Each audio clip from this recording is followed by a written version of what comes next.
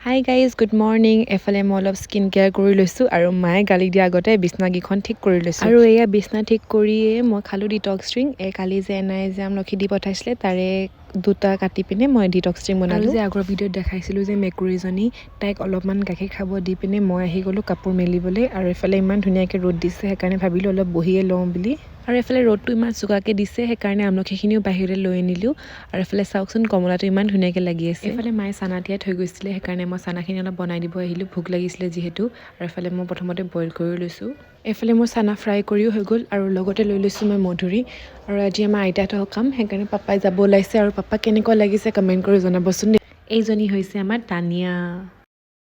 আৰু এফালে মই ওলাই লৈছোঁ ৰিলছ বনাবলৈ কিন্তু মোৰ মেকআপ কৰিবলৈ একদমেই মন নাই সেইকাৰণে ভাবিছোঁ আজি ভিডিঅ' নবনাওঁ নেকি যেতিয়া বনাম তেতিয়া আপোনালোকক দেখাম দেই